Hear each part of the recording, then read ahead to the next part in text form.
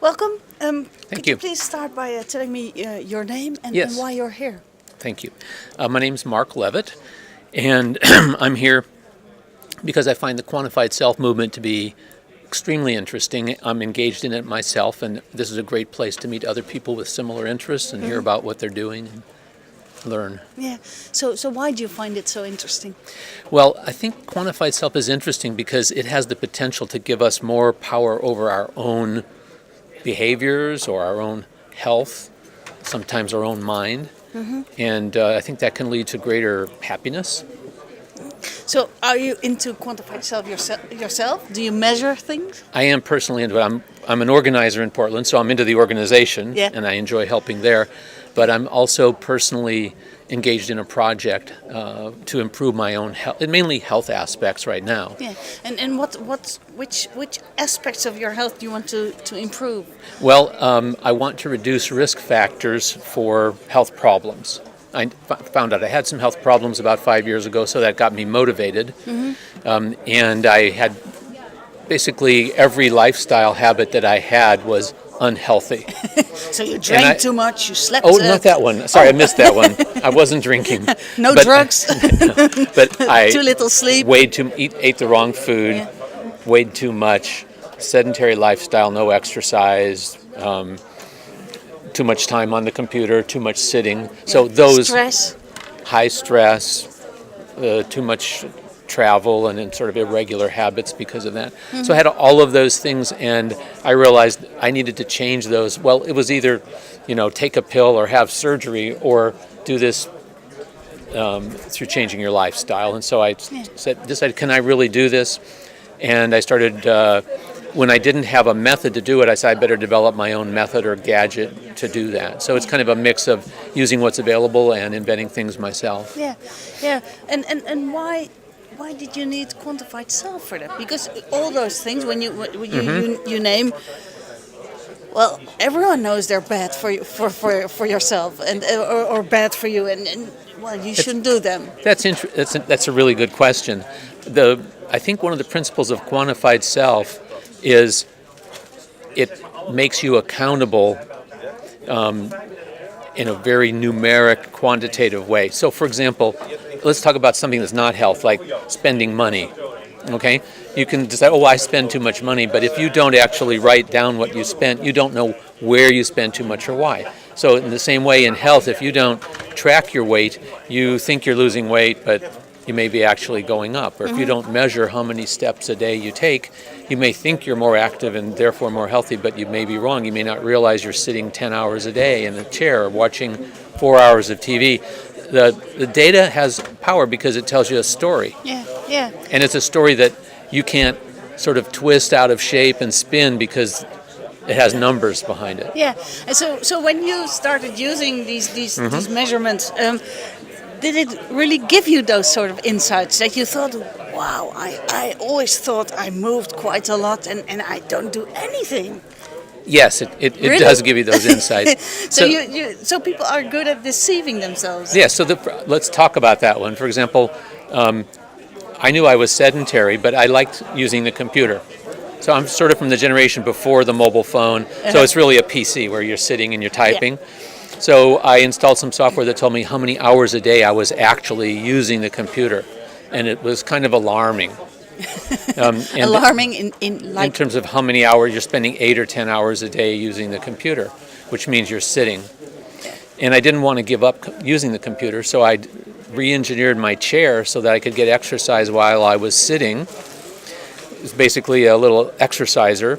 And then I also hooked it to the computer so I could track how much I was really pedaling versus not. So you're sort of like cycling. It's like a cycle that you can use your computer while you're cycling, but it collects the data. So it can say, well, you sat 6 hours, but 75% of the time you were pedaling, and you got in 5,000 steps. Versus the next day it said, well, you computed 6 hours and you took about 6 steps. And that data doesn't lie, and so you realize, gee, I really need to pay attention to this. Yeah. The same is true for your weight. And I was tracking my weight, and you can see it going down, but when it starts going up, you lie to yourself, and you say, well, it goes up and down, why pay attention? Yeah. So I did a graph that turns red when it goes up and green when it goes down, So when it starts flashing red, you can't ignore that. It's like, okay, you're losing control, your weight's creeping up, out go the bagels or the cookies or whatever it is that snuck into the house that you need to stop eating. So you invent these things like the pedaling. I never heard of it. Is it Sometimes you have to invent. Yeah, you can. I just bought a little exerciser. I didn't invent that, but hooking it to the chair and tracking every turn, I had to invent a little device with a little tiny computer that does that. But I like hacking things and making things anyway. You should also hack it to the power supply, that the computer goes out when you don't cycle. That was one of the possibilities, is to hook it to the TV actually, so that if you're watching TV, if you're not pedaling, it turns off the TV, or maybe it puts it on, a boring channel or something, turns it off. Something like that. Actually, the idea has struck me that we need to hook up everyone's sofa to the TV that way, and probably we could improve everybody's health, but that might be a little too intrusive. But I'm able to do it to myself. Nobody will object. On a broader level, why is quantified self so important?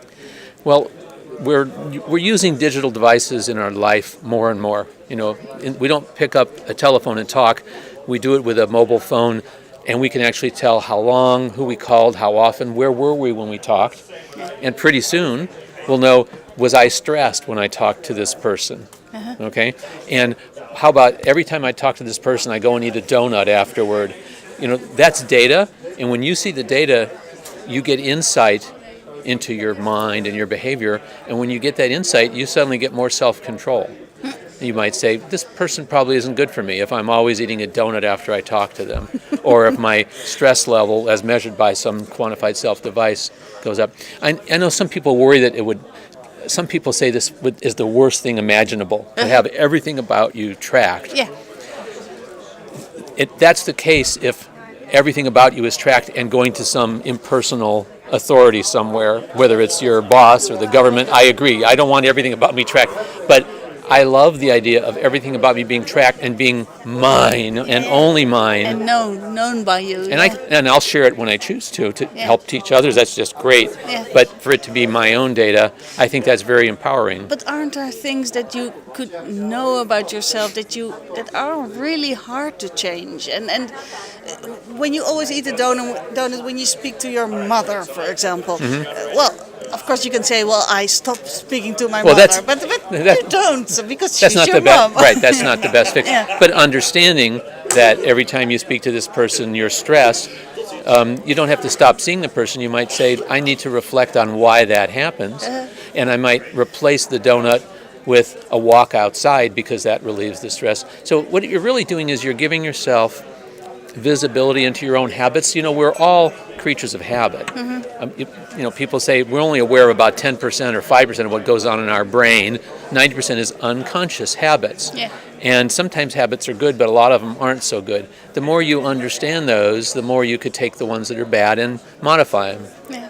What would it mean for society when everyone starts to, log things and I think it would be a huge improvement. If you look at the health problems that face I'm from the United States, so I'm aware of the health problems there, but I don't think it's that different from around the world. No. And a big problem is really our behavior in terms of eating the wrong things, not enough exercise, right? Those are sort of universal. Yeah. I think giving people that information in a way that empowers them rather than makes them feel like they're being tracked. If it's not a punishment, is giving you the power. I think that we could actually begin to solve some of the biggest health problems without spending a lot of money on hospitals and doctors. And I used to be a doctor. I'm retired from that career. And so doctors are great and we need them, but people really need to be a little more responsible for their own health, and these tools can make it fun and interesting and effective, I think. That's why I'm excited about them. Yeah. Is health the part of society where the impact will be the biggest? I'm interested in health, but there's, I think, a lot of potential in terms of our mental health, moods and behaviors, and productivity. People start to realize how they're spending their time and whether they're really doing the things that meet their goals versus wasting time. So I think health is only one of the spheres in which quantified self can have an impact. So productivity, social interactions, finding out which people you're interacting with, and it's making you happier, whereas ways in which you're maybe just wasting time. So a lot of potential in other areas. When you know a lot about yourself and you know how to become a better person, and you maybe don't do it, does that also make you responsible for when you become ill, for example? You don't want to create a feeling that people are responsible when they become ill due to something that's not lifestyle related. Yeah. You do want to recognize that some habits, some personal habits, are harmful to your health, and it's not really good to be in denial of those. No. I mean, no. Smoking is an example. There's no controversy that if you smoke, that's bad for your health, and you probably don't need to be quantified to know that. But not realizing how we all sort of tend to gain weight as we get older, and that's really not natural. No. That's just a consequence of the environment we're in and all that. To be able to change that would be very helpful, or that so many of us are sedentary now that we have jobs that involve working on a computer instead of digging or farming or something like that. Realizing that may help you change that sort of inevitable decline as you get older, and turn it into something much more positive. Is Quantified Self for everyone? I think each person has to decide that. I think it works best for people who are, didn't use the phrase data-driven or a numbers person. It's really good for them. People who, once they see a chart or they see numbers, they say, I get it. I think there's people that are completely different. They're artistic and numbers turn them off, and I wouldn't try to force it on those people. They have other ways of dealing with it. But there's quite a few people that I think it does help. And just speaking for myself, it's totally transformed. Really, I'm not exaggerating. Transformed my health. You feel gave me much the tools better. to do You're that. much happier. Well, I lost 50 pounds, which was about a fourth of my weight. I went from doing no exercise to basically 5 miles every day. And I went from doing no strength training or workouts to 3 times a week doing strength workouts, and I've been doing that like 96% of the time. There's some numbers.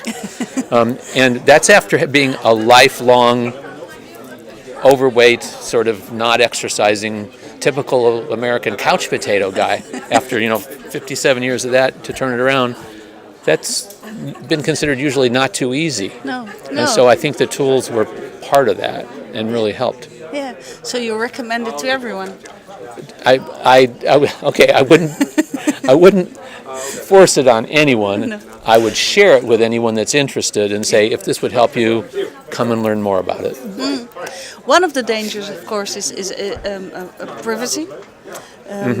Insurance companies maybe want to use the data or punish people for not doing anything, making them pay more. How do you look at that? That's a huge problem.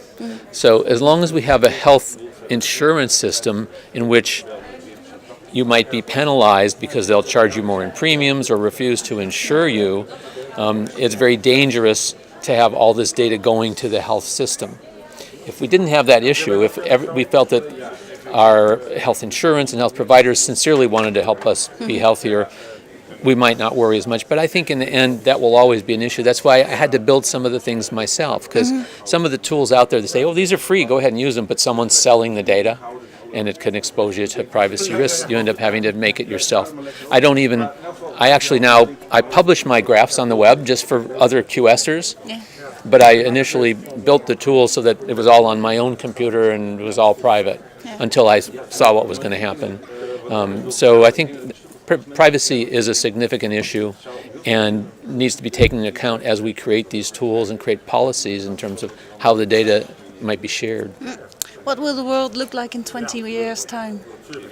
Wow, 20 years' time. Yeah. I think actually many people will be wearing something pretty much all the time that provides some kind of feedback, whether it's their health or their calorie burn or their activity. I think that'll become very common. When it goes in most people have a watch, or they might wear a necklace like you're wearing. When it's just a watch or a jewelry pendant and it's not obtrusive, not objectionable, I think most people will find it beneficial to be wearing something. And I think that the interesting question is, as a result, will we be healthier in 20 years? And I wish I knew I hope the answer is yes, and I wish I knew the answer. But if there's any way that the Quantified Self movement can contribute to that being a yes, then this is a very worthwhile thing to do, to kind of just get the word out about what really now is at a very early stage, and that it's a positive thing, and we can really benefit from it. So let's kind of grab onto it and develop it and make sure it develops in a positive way. Okay, thank you very much. All right. You're welcome.